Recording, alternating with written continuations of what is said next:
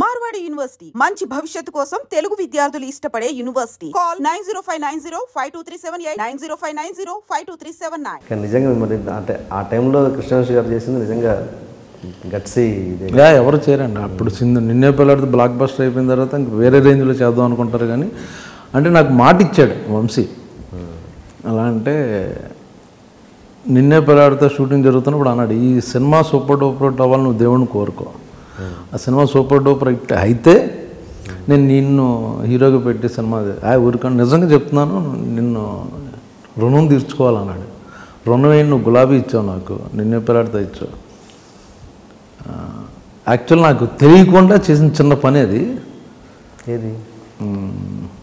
కృష్ణవంశీ బాగా స్ట్రగుల్ అవుతున్న రోజుల్లో నేను కూడా స్ట్రగుల్ అవుతున్నా. నాకు ఇంటి దగ్గర డబ్బులు వచ్చాయి, మా ఫాదర్ పంపించారు. వంశీ తీసుకోవాలి ఇంట్లో డబ్బులు, కానీ ఇంట్లో వాళ్ళతో వచ్చేసాడు అంతే. తను బాగా చదువుకున్నాడు, ఎంఏ అది. బట్ ఒక డైరెక్టర్ అవ్వాలని దాంతో వచ్చేసాడు. డబ్బులు తీసుకున్న నేను తను కలిసిన రోజున రెండోసారి మాటల్లో నైట్ 8:30 అయింది.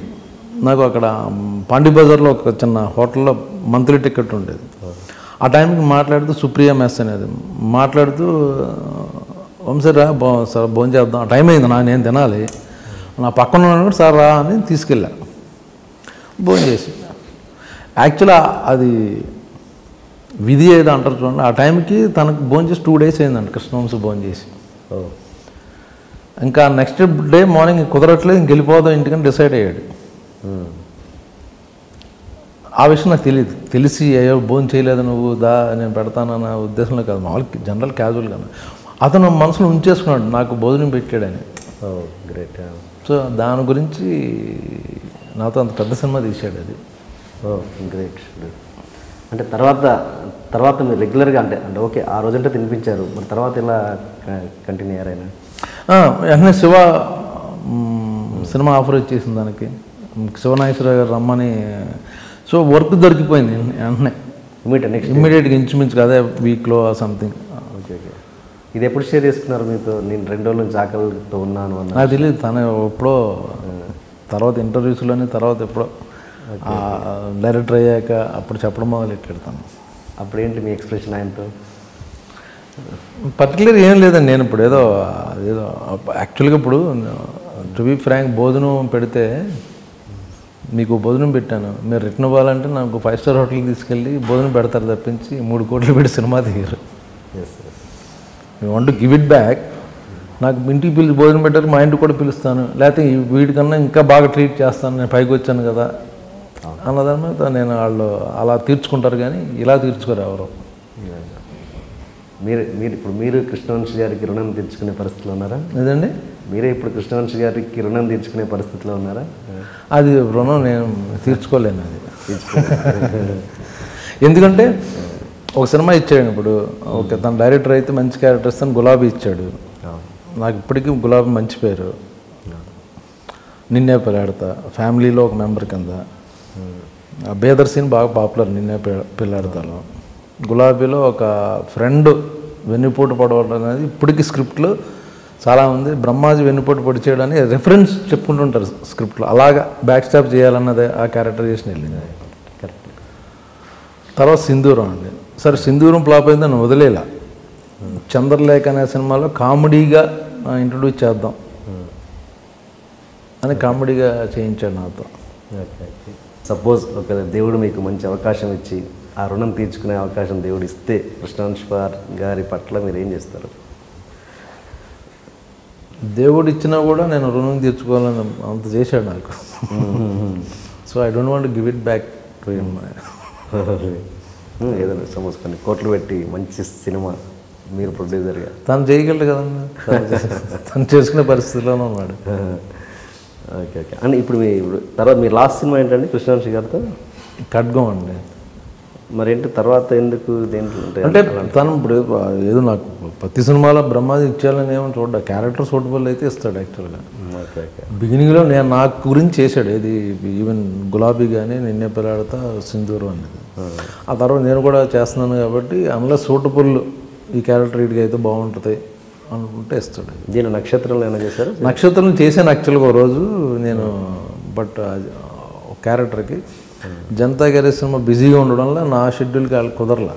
సో చిన్న ఎపిసోడ్ చేసాను, అంతలోగా తీసేసి తనే వేరే వాళ్ళని పెట్టుకుంటాంటే ఇబ్బందిగా ఉందంటే ఓకే అని చెప్పాను.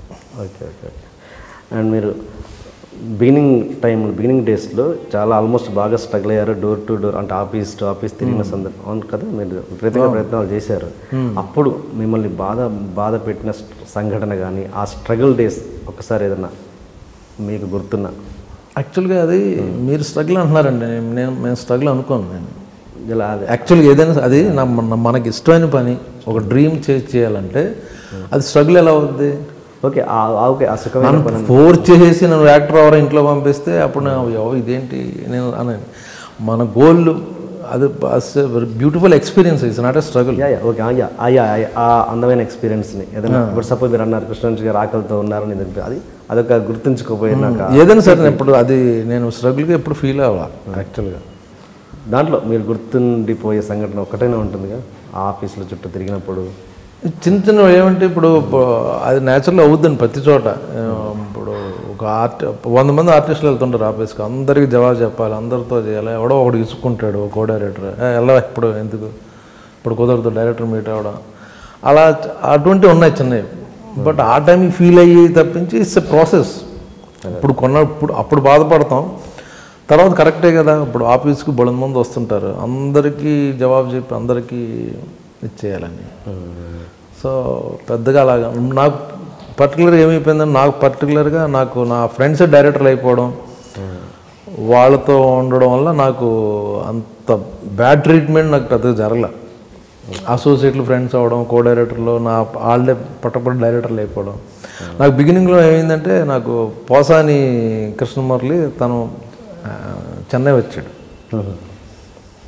తెలుగు ఏదో చదువుకుని ఎంఏ చేసి వచ్చాడు. వచ్చి ఏం చేయాలనుకుని ఏదో రైటర్గా పరుచూరు గోపాలకృష్ణ గారి దగ్గర జాయిన్ అయ్యాడు అసిస్టెంట్గా. నాకు ఆపోజిట్ రూమ్ పోసాని. ఓకే. అతను పొద్దున్న లేపితే చిన్న మెష్లాగా చిన్న విండోలాగా ఉంటుంది అన్నమాట, చిన్న అక్కడి నుంచి అతను లేపితే ఇలా లేచేవాడు అన్నమాట. ఏంటంటే పాపం 3 వరకు ఫేర్ చేసేవాడు. గోపాలకృష్ణ గారు వెంకటేశ్వర గారు రాసిని 3 ఫేర్ చేసి పడుకునేవాడు. ఆ 2 అవర్స్ స్లీప్ ఉండేది తనకి. తను ఫ్రెండ్ అయ్యి తన ఇన్సిడెంటే పరుచూరు నాకు ఎక్కువ ఆఫీసుల చుట్టూ తిరగడం కన్నా Paruchuri brothers top writers whole industry వాళ్ళ ఆఫీస్కి వచ్చేవారు, డైరెక్టర్లు కానీ ప్రొడ్యూసర్లు కానీ కో డైరెక్టర్లు ట్రై చేసేవాళ్ళు కానీ లేకపోతే ఆ సినిమాకి సంబంధించిన వాళ్ళందరూ. సో నూతన్ ప్రసాద్ గారి ఇంటి పైన పరుచూరు బ్రదర్స్ ఆఫీస్ అక్కడ, ఆ పక్కనే సూర్య మన హీరో సూర్య వాళ్ళు ఇల్లు మాట. సో అక్కడికి వెళ్ళి ఉండేవాడిని నేను.